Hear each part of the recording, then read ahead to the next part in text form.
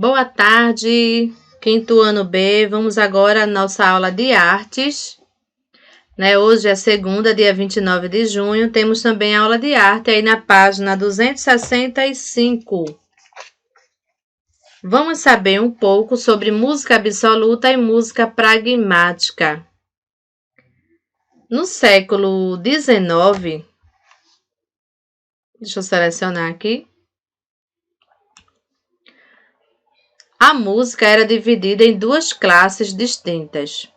A absoluta, que é a música que pode ser apreciada por ser uma música pura, e a programática, ou música descritiva, que tem por objetivo desenvolver na mente do ouvinte imagens que representem musicalmente uma cena, uma imagem ou um sentimento, tipo uma música clássica. Na época, existiam os que defendiam uma ou outra, mas atualmente a distinção entre a música absoluta e a programática serve apenas para fins didáticos. O poema sinfônico foi o grande responsável pela crescente liberdade na expressão musical e pela associação de imagens a sons. Aqui aparece uma orquestra sinfônica de Moscou.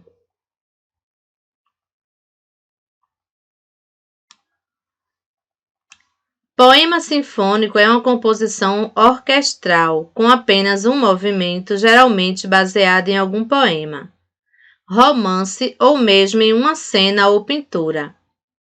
Ele foi criado pelo compositor húngaro Franz Liszt. Com isso, a música passou a representar ou descrever algo.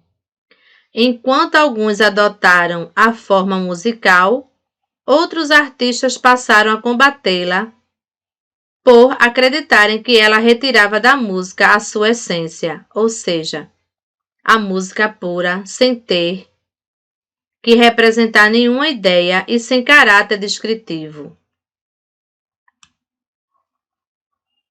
Aqui aparece uma imagem de Franz Liszt, compositor de poemas sinfônicos.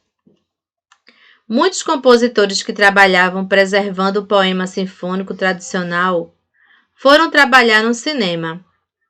Com isso, toda a tradição de música programática transformou-se na trilha sonora cinematográfica da época, pois essa música era criada especialmente para representar o tema do filme ou de determinado personagem.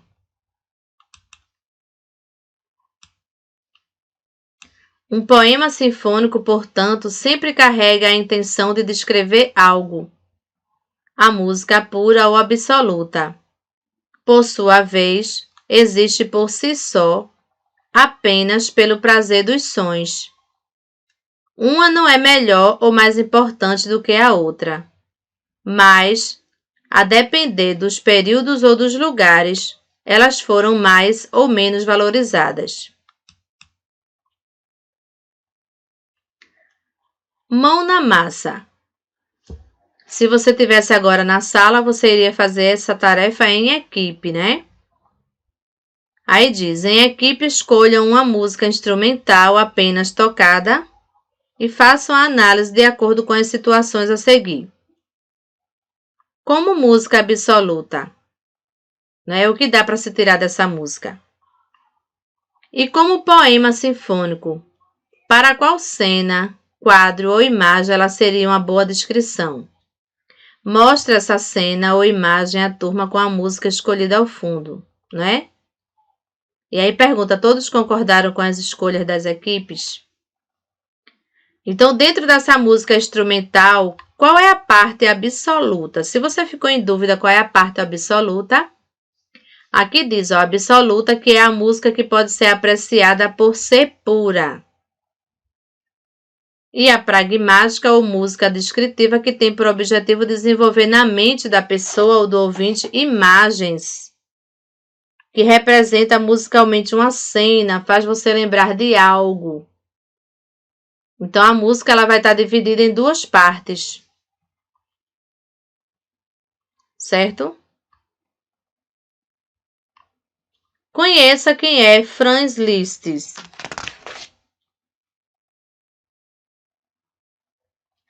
Aqui um pouco sobre esse autor, compositor de música.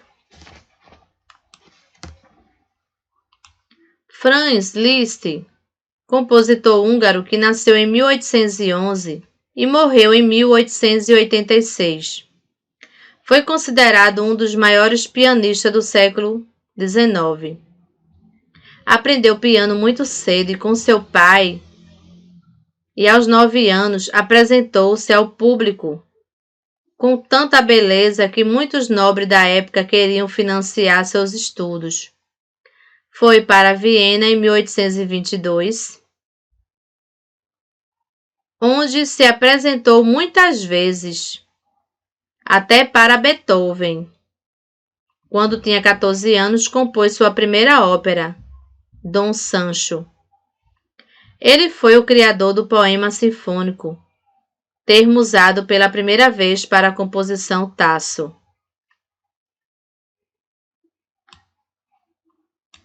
Liszt compôs 13 poemas sinfônicos, sendo os mais relevantes O que se ouve na montanha, de 1849, sobre um poema de Victor Hugo,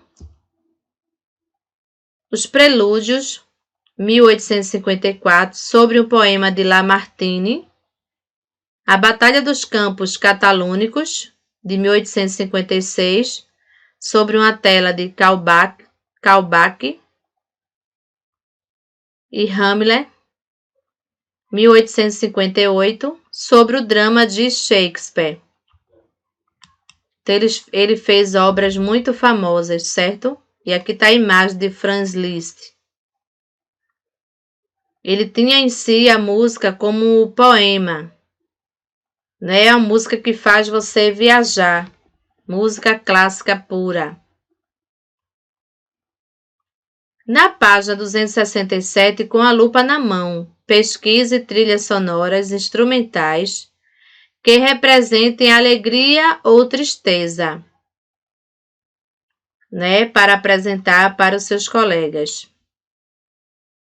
Você pode depois colocar no grupo da sala a música que você pesquisou, para a gente ouvir, ok? As músicas nas cenas. Vamos saber um pouco agora sobre isso. A trilha sonora é utilizada para dar o clima, a cena de um filme.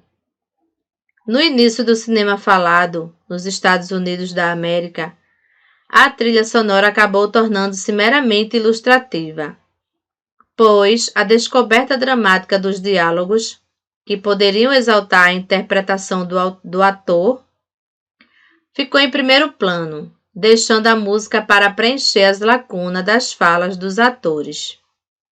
Nessa mesma época, usavam-se músicas de compositores como Schumann, Chopin e Tchaikovsky para fazer uma representação sonora do que estava sendo mostrado. Então, agora com a lupa na mão, você tem a última atividade, tá? Aqui tem a realidade virtual que você pode pesquisar, certo? Aí no seu celular e no seu livro.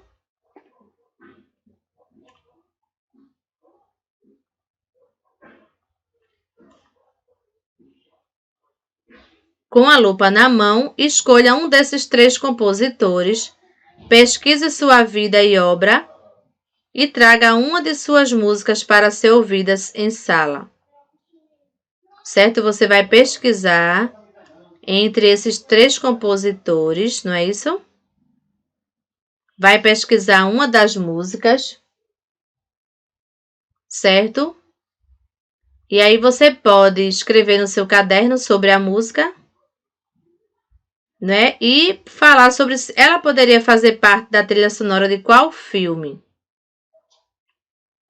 Veja bem, você vai escolher um dos compositores, vai ouvir uma das músicas deles E aí você vai dizer de que filme poderia fazer parte essa trilha sonora. E aí você responde na sua matéria, no seu caderno, tá certo? De casa. Você coloca aí o cabeçalho, matéria de arte, e aí você vai responder essas questões de arte, certo? Temos aqui com a lupa na mão, temos mão na massa, tem essa tarefa para responder. Tem aqui com a lupa na mão e novamente com a lupa na mão. São 3 atividades de arte que você vai responder aí no seu próprio caderno, ok? Então, eu espero que vocês tenham entendido um pouco sobre essas músicas clássicas e seus compositores.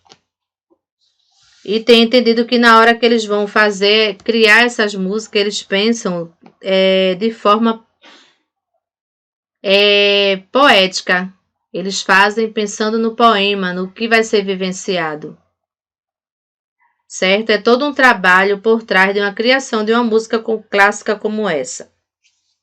Então, aqui encerramos a nossa aula de arte, né? Fiquem todos com Deus.